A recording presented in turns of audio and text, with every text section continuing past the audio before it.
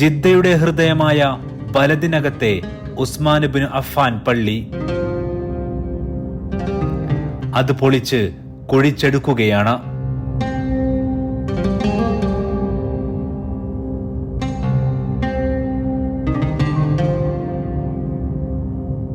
സമീപകാലം വരെ ജിദ്ദക്കാർ ഉപയോഗിച്ച പള്ളി, അതിന്റെ മിമ്പർ ഉൾപ്പെടെയുള്ള ഭാഗം അങ്ങനെ നിലനിർത്തി താഴേക്ക് കുഴിക്കാൻ തുടങ്ങിയിട്ട് 3.5 വർഷം പിന്നിട്ടിരിക്കുന്നു. സൗദിയിലെ പുരാതന പട്ടണമായ ജിദ്ദയിൽ ആരാണ് ഈ പള്ളി നിർമ്മിച്ചത്? അതിനു താഴെ ഒളിപ്പിച്ചു വച്ചിരിക്കുന്ന ചരിത്രം എന്താണ്?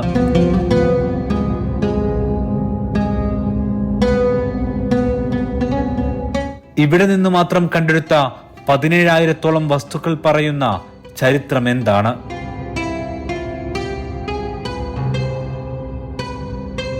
ജിദ്ദയിലുള്ളവർ സമീപകാലം വരെ ഉപയോഗിച്ചിരുന്ന പള്ളിയാണ് ബലദിലുള്ള ഉസ്മാൻ ഇബ്നു അഫ്ഫാൻ മസ്ജിദ്. ആ മസ്ജിദിൻ്റെ താഴ്ഭാഗത്ത് എന്തായിരുന്നു? അതാണിപ്പോൾ പുരാവസ്തു സംഘം പരിശോധിച്ചു കൊണ്ടിരിക്കുന്നത്. AD 647 അന്നാണ് ജിദ്ദ എന്ന നഗരത്തിന് പുതിയ ദൗത്യം കിട്ടുന്നത്. മക്കയിലേക്കുള്ള സഞ്ചാരികളെ സ്വീകരിക്കേണ്ട ദൗത്യം. അക്കാലത്ത് ജിദ്ദക്കുള്ള പേരായിരുന്നു ബലദ്. ആ നഗരത്തിലേക്ക് ഇസ്ലാമിക ചരിത്രത്തിലെ ഒരു ഖലീഫ എത്തി, ഖലീഫ Usman Ibnu Affan. Designated as the official entrance for the pilgrims from the sea 1,400 years ago by one of our third Caliph Uthman ibn Affan radiallahu anhu, who chose Jeddah as the official entrance. And the sea in that time was where is the Dahab Street, and the sea was here 900 or a little bit farther back, and then 400 years ago where is King Abdulaziz Street, and then the harbor is farther away. ഖലീഫ ജിദ്ദയെ മക്കയുടെ കവാടമാക്കിയതോടെ കഥ മാറി. Jeddah കച്ചവട സംഘങ്ങളാൽ നിറഞ്ഞു.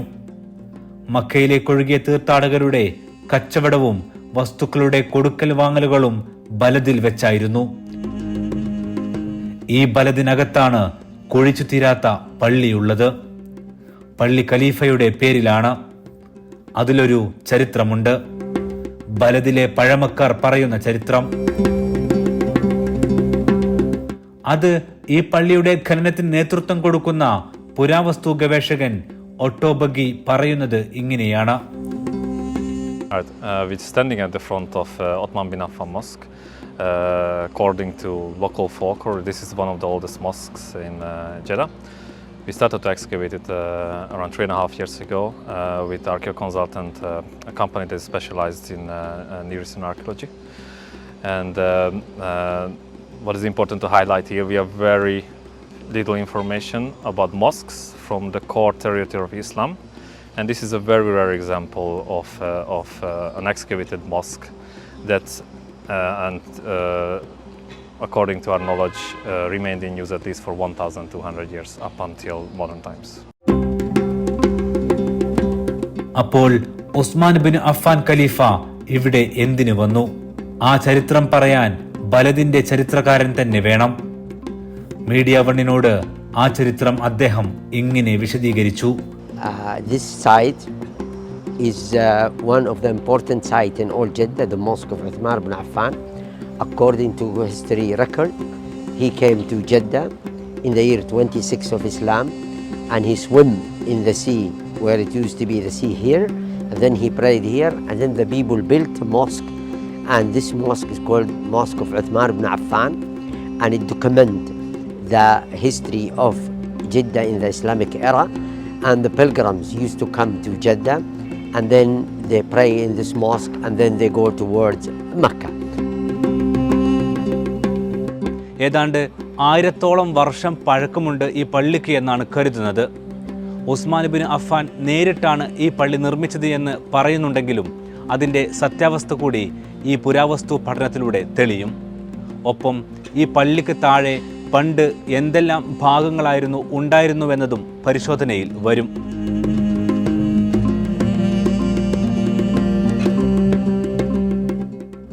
ഇവിടെ നിന്നും ഇതിനകം നിരവധി വസ്തുക്കൾ കണ്ടെടുത്തിട്ടുണ്ട് എന്ന് മാത്രമല്ല, ബലദിൽ നടത്തിയ ഗവേഷണത്തിൽ ഏറ്റവും അധികം വസ്തുക്കൾ ലഭിച്ചത് ഈ പള്ളിക്ക് താഴെ നിന്നാണ്. 17,000-ഓളം കഷ്ണം വസ്തുക്കൾ അതിലുണ്ട്. പാത്രങ്ങൾ, ആഭരണങ്ങൾ, വിവിധ ലോഹങ്ങൾ, നിർമ്മാണ സാമഗ്രികൾ എന്നിവ അതിൽ പെടുന്നു. In this site, in all the 4 sites, we discovered more than 25 fragments. But in this site, we found almost more than 17,000 fragments, difficult type of fragments, potteries, bones, porcelain, and even metal finds. And the most important thing, we found the eponus, and that one belonged to the 7th century and 8th century. And it's one of the important pieces of finding that we found here in the eponus. Jeddah ബലദിലെ പല ഭാഗത്തു നിന്നും കണ്ടെടുത്ത പുരാവസ്തുക്കൾ സൂക്ഷിച്ചിരിക്കുന്ന താൽക്കാലിക കേന്ദ്രമാണിത്. ഈ സ്ഥലം നിൽക്കുന്നത് ബലദിന് അകത്ത് തന്നെയാണ്. നമ്മളിവിടെ കാണുന്നത് ജിദ്ദയിലുള്ള ആൾക്കെല്ലാം അറിയാം ഹവ്വ ബീവിയുടെ ചരിത്രം, അല്ലെങ്കിൽ ആദം ഹവ്വ എന്ന പേരിൽ ലോകത്തെ ആദ്യ മനുഷ്യർ എന്ന് ഭൂരിഭാഗം മതവിശ്വാസികളും വിശ്വസിക്കുന്ന അവരുടെ ഖബറിടത്തിൽ നിന്ന്, അതായത് ജിദ്ദയിലാണ് ഹവ്വ ബീവിയുടെ ഖബറിടം എന്ന് വിശ്വസിക്കുന്നുണ്ട്.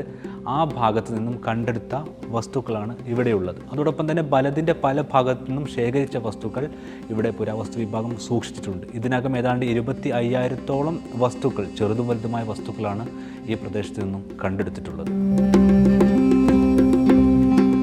ആദ്യ മനുഷ്യനായി കരുതുന്ന ആദമിന്റെ ഭാര്യ ഹവ്വായുടെ പേരിൽ ലോകത്തുള്ള ഏക നഗരമാണ് ജിദ്ദ.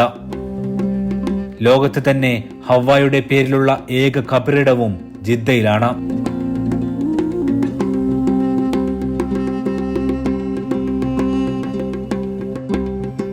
ഇവിടെ നിന്നടക്കമുള്ള വസ്തുക്കൾ സൂക്ഷിച്ചിരിക്കുന്നത് ബലദിലെ ഈ ഗവേഷണ കേന്ദ്രത്തിലാണ്.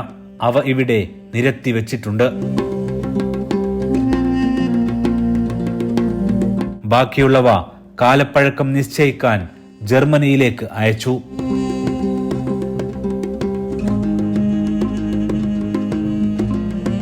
For now, we uncovered at least 7 different architectural phases of the mosque.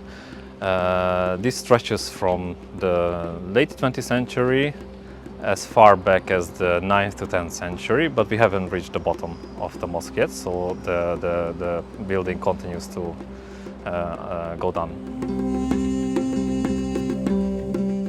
പള്ളിയുടെ അടിത്തട്ടിലേക്ക് ഇനിയും ആഴമുണ്ട്. ഓരോ മണ്ണു നീക്കലിലും കണ്ടെടുക്കുന്നത് നിരവധി വസ്തുക്കളാണ്. ഖലീഫയുടെ ഭരണകാലത്ത് തന്നെ ഇന്ത്യയുമായും ശ്രീലങ്കയുമായുമുള്ള ബന്ധം തെളിയിക്കുന്ന നിരവധി വസ്തുക്കൾ കണ്ടെടുത്തിട്ടുണ്ട്.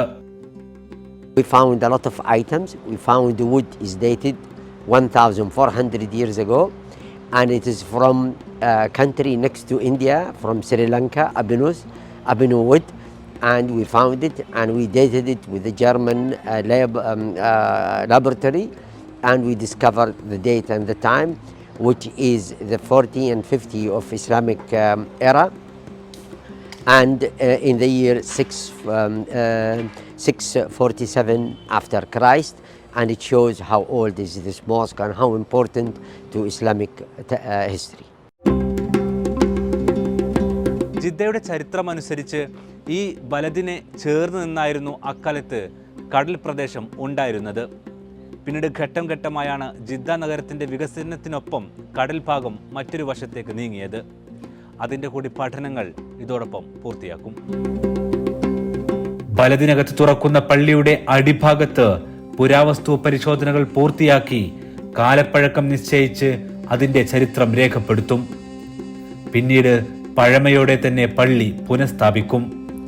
അതുവരെ ഇവിടേക്ക് പ്രവേശനമുണ്ടാകില്ല.